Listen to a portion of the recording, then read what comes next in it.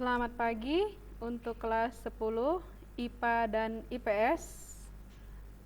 Pertemuan kedua ini kita membahas tentang manusia pribadi yang unik.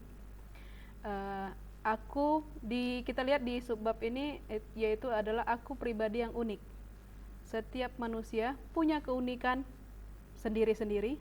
Sekalipun itu kembar sekalipun tidak ada yang sama. Punya kepribadian yang berbeda-beda. Mungkin karakternya, mungkin sifatnya, dan tidak ada satu pun yang sama. Mungkin hanya fisik, kalau yang kembar mungkin hanya fisik yang terlihat, tapi kalau karakternya tidak ada yang sama. Ada perbedaannya itu semua. Nah, itu makanya dikatakan unik atau istimewa. Nah, kita lihat juga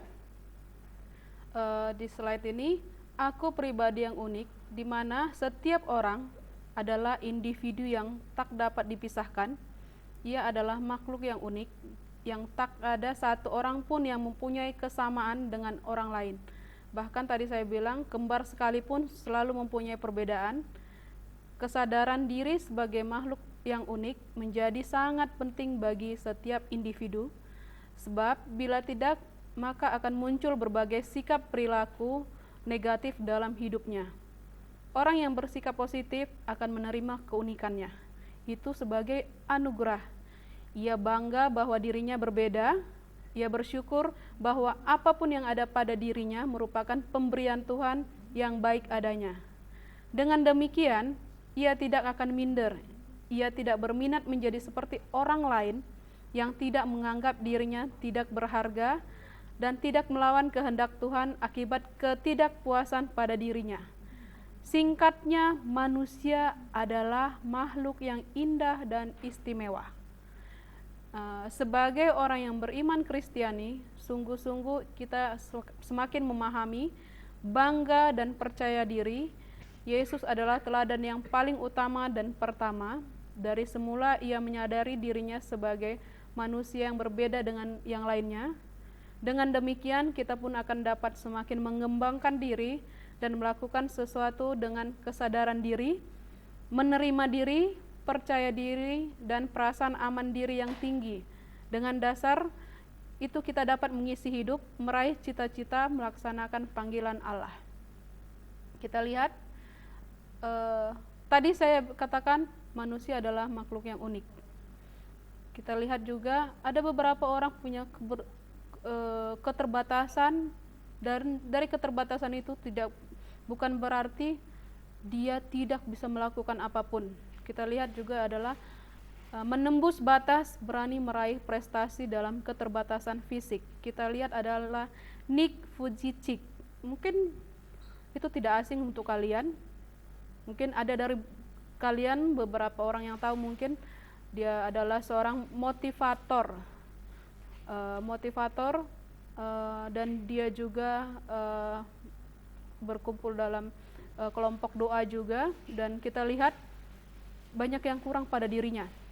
Dia tidak punya tangan, tidak punya kaki, tapi bukan berarti karena dia tidak punya tangan dan tidak punya kaki, dia diam di rumah saja, tidak. Dia banyak melakukan inspirasi, khususnya di kalangan muda, untuk semangat memotivasi diri menjadi lebih baik lagi. Nah, kita lihat bukan berarti ini tadi saya katakan bukan berarti menjadi kekurangan. Kita lihat juga adalah Grace Epipani, yaitu di mana adalah seorang penyanyi lagu rohani. Kita lihat matanya juga tidak ada. Tapi bukan berarti dengan mata tidak ada berarti tidak mensyukuri anugerah Tuhan. Dia sangat mensyukuri, dia menikmati anugerah Tuhan, dia bernyanyi, dan orang sangat kagum dengan dia. Dengan demikian, keterbatasan fisik bukan berarti menutup untuk tidak melakukan kreasi atau tidak melakukan yang untuk orang lain memberi semangat. Bahkan mereka adalah sebagai semangat khususnya di kaum muda. Dan kamu tahu, kamu adalah manusia yang unik. Bersyukurlah kita diberikan tangan, kita diberikan kaki, kita masih bisa melipat tangan kita, untuk berdoa kepada Tuhan, mensyukuri anugerah yang Tuhan beri kepada kita. Nah, itu mungkin dari saya. Coba sekarang kembali lagi, ayo cari lagi teks kitab suci yang berbicara tentang keunikan diri kamu. Karena tadi saya katakan setiap orang itu punya keunikan pribadi. Mungkin unik, saya yakin kamu dengan kakak kamu, atau kamu punya kakak atau yang lain, pasti kamu punya perbedaan tersendiri. Unik, itulah unik. Nah, coba kita lihat lagi, carilah teks kitab suci tentang berbicara tentang keunikan diri.